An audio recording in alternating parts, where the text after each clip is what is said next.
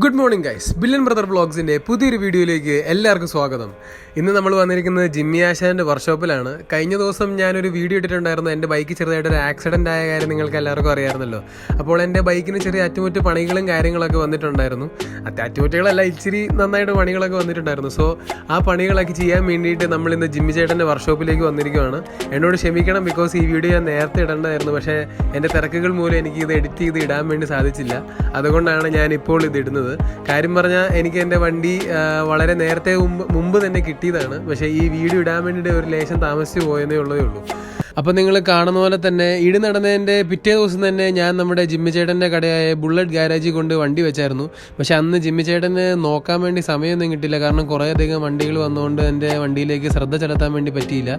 അതുകൊണ്ട് പിറ്റേ ദിവസം തന്നെ നമുക്ക് നോക്കാടാമെന്ന് എന്നോട് പറഞ്ഞിരുന്നു. അങ്ങനെ ചൊവ്വാഴ്ച ദിവസം എൻ്റെ വണ്ടി പണിക്ക് കയറ്റാനായിട്ട് നമ്മുടെ ആശാൻ്റെ ശിഷ്യനായ അഭിഷേകാണ് കൊണ്ടുപോകുന്നത്. അവനങ്ങനെ നമ്മുടെ വണ്ടി ഉന്തി വർക്ക് സ്ഥലത്തേക്ക് കൊണ്ടുപോകുന്ന ഒരു കാഴ്ചകളാണ് നിങ്ങളീ കാണുന്നത്. അവിടെ കൊണ്ടുപോയിട്ട് വളരെ പെട്ടെന്ന് തന്നെ നമ്മുടെ പണി ആരംഭിക്കുകയും നമ്മുടെ വണ്ടിയുടെ ഫ്രണ്ടിനാണ് ശരിക്കും പറഞ്ഞാൽ പറ്റിയിരിക്കുന്നത്. അപ്പോൾ ടയർ ഊരി ഷോക്കൊക്കെ നോക്കേണ്ടതായിട്ടുണ്ട്. അങ്ങനെ അതെല്ലാം നോക്കുന്ന കാര്യത്തിലേക്ക് വളരെ പെട്ടെന്ന് തന്നെ നമ്മുടെ ആശാൻ്റെ ശിഷ്യനായ അഭിഷേക്, അവൻ ആശാൻ്റെ വിശ്വസ്തനായ ഒരു ശിഷ്യനാണ്. അത്യാവശ്യം വലിയ പണികളൊക്കെ അവനോട് ആശാൻ വിശ്വസിച്ച് കൊടുക്കുന്നതാണ്. അവൻ ആശാൻ്റെ അണ്ടറിലാണ് എല്ലാം ട്രെയിൻ ചെയ്ത് എടുക്കുന്നത് ആശാൻ അവനെ.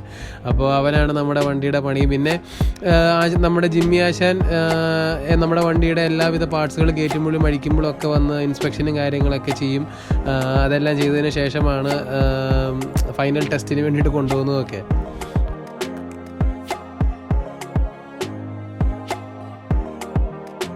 വണ്ടി നമ്മുടെ ആശാൻ കണ്ടപ്പോൾ ഫ്രണ്ട് അസംബ്ലി അഴിക്കണമെന്ന് പറഞ്ഞു. അങ്ങനെ നമ്മുടെ ഫ്രണ്ട് അസംബ്ലി അഴിക്കാനുള്ള ഇതിലാണ്. അപ്പോൾ ആദ്യമേ നമ്മൾ ടയറാണ് നമ്മുടെ ഷോക്കിൻ്റെ ലെഗിൽ നിന്ന് വിടിയിപ്പിച്ചെടുക്കുന്നത്. പിന്നീട് നമ്മൾ നോക്കിക്കഴിഞ്ഞപ്പോൾ നമ്മുടെ മഡ് ഗാർഡിന് ചെറിയൊരു വളവ് ഒന്ന് കണ്ടു. അപ്പോൾ അതൊന്ന് നിവർത്താനായിട്ട് മഡ് ഗാർഡ് ഒന്ന് ഊരിയെടുത്തു.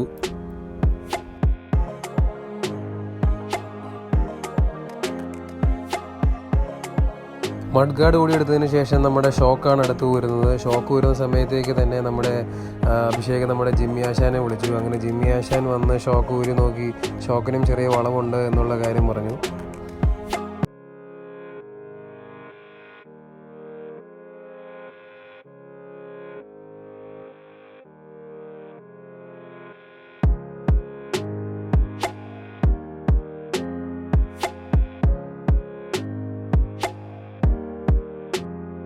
അതുപോലെ തന്നെ നമ്മുടെ ഷോക്കിൻ്റെ കാലങ്ങ് ഊരിയെടുത്തപ്പോൾ നമ്മുടെ മഡ് ഗാർഡിലേക്ക് കണക്ട് ചെയ്യുന്ന ആ ഒരു ഭാഗം ഉണ്ടല്ലോ, അവിടെ ചെറുതായിട്ടൊരു പൊട്ടലും കാണപ്പെട്ടു. അങ്ങനെ ഷോക്ക് എന്തായാലും ലെഗിൽ നിന്ന് ഡിറ്റാച്ച് ചെയ്തെടുത്ത് നിവർത്താൻ വേണ്ടി കൊടുക്കാമെന്ന് പറഞ്ഞു. ബിക്കോസ് അത് മാറ്റേണ്ട ആവശ്യമില്ല, ജസ്റ്റ് നിവർത്തി കഴിഞ്ഞാൽ ശരിയായിക്കൊള്ളാമെന്ന് എന്നോട് പറഞ്ഞു.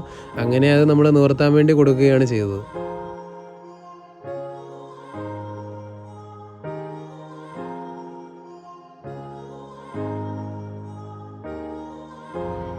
അങ്ങനെ വളഞ്ഞിരുന്ന എൻ്റെ ആ ഷോക്ക് ശരിക്കും പറഞ്ഞാൽ ലേത്തി കൊടുത്ത് നല്ലപോലെ അലൈൻ ചെയ്തുകൊണ്ട് വന്നു. ഇപ്പോൾ അത് കറക്റ്റ് നല്ല അലൈൻമെൻറ്റിൽ നേരെ തന്നെയാണ് ഇരിക്കുന്നത്.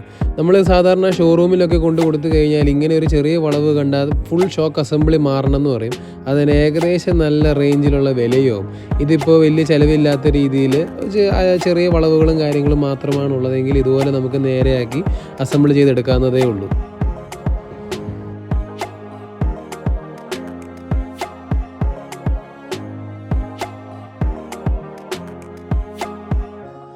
അങ്ങനെ പണിയൊക്കെ നടന്നുകൊണ്ടിരിക്കുന്നതിന് ഇടയ്ക്ക് തന്നെ ഞാൻ നമ്മുടെ കുറച്ച് സാധനങ്ങളൊക്കെ മേടിക്കേണ്ടത്, അതായത് വീണ് കഴിഞ്ഞപ്പോൾ ചില സാധനങ്ങളൊക്കെ ഹെഡ്ലൈറ്റ് അസംബ്ലി, ബൂട്ട്, അതുപോലത്തെ കുറച്ച് കാര്യങ്ങളൊക്കെ പൊട്ടുകയും കീറി പോവുകയൊക്കെ ചെയ്തു.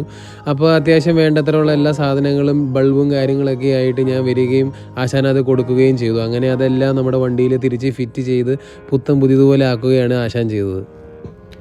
അതുപോലെ തന്നെ ഞാൻ പറയാൻ വിട്ടുപോയ മറ്റൊരു കാര്യം ഉണ്ടായിരുന്നു. എൻ്റെ ക്രാഷ് ഗാർഡും അത്യാവശ്യം ഒന്ന് വളഞ്ഞിരുന്നു. അപ്പോൾ എൻ്റെ ക്രാഷ് ഗാർഡ് ആശാനോട് ഞാൻ പുതിയത് വേണമെന്ന് ചോദിച്ചപ്പോൾ ആശാൻ പറഞ്ഞു, നിൽക്കടാ ഞാനൊന്ന് നിവർത്തി നോക്കട്ടെ എന്നുള്ള രീതിയിൽ പറയുകയും, പക്ഷേ അത് വളരെ നന്നായിട്ട് അത് നിവർത്തിയെടുത്ത് തിരിച്ചു വെക്കുകയാണ് ഗൈസ് ചെയ്തത്.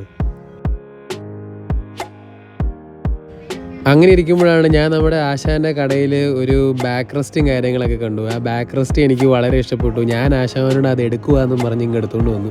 അപ്പോൾ നോക്കിക്കഴിഞ്ഞപ്പോൾ അതിനൊരു ചെറിയൊരു പ്രശ്നമുണ്ട്. അപ്പോൾ നമ്മുടെ ആ ഒരു കാർഡ്ബോർഡ് പീസ് ഞാൻ നമ്മുടെ അപ്പോൾസറി കടയിൽ വന്നപ്പോൾ കാർഡ്ബോർഡ് പീസ് കൂടെ അങ്ങ് ഡാമേജ്ഡായി.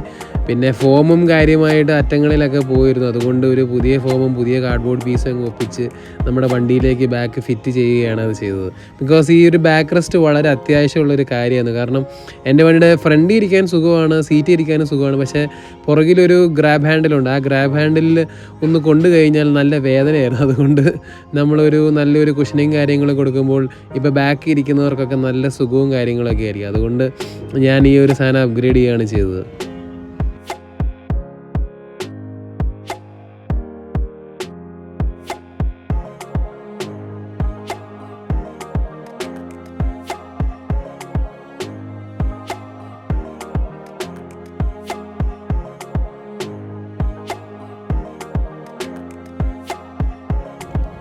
ഗായ്സ്, അപ്പോൾ സമയം ഏകദേശം രാത്രി 9 മണിയായി. ഞാനും ജിമ്മി ചേട്ടനും പിന്നെ കുറേ വണ്ടികൾ മാത്രമാണ് ഇവിടെ ഉള്ളത്. ഇതാണ് ജിമ്മി ചേട്ടൻ്റെ ബുള്ളറ്റ് ഗാരേജ് എന്ന വർക്ക്ഷോപ്പിലെ ഒരു സൈഡിൽ നിന്നുള്ളൊരു കാഴ്ച.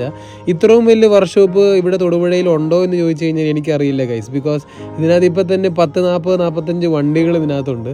രാവിലെ മുതൽ വൈകുന്നേരം വരെ ഓരോ ബുള്ളറ്റിൻ്റേതായിട്ടുള്ള എൻക്വയറീസും കാര്യങ്ങളും, ആൾക്കാർ വന്നു വണ്ടി നന്നാക്കുന്നു പോകുന്നു, അങ്ങനത്തെ തിരക്കിലൊക്കെ ആയിരിക്കും.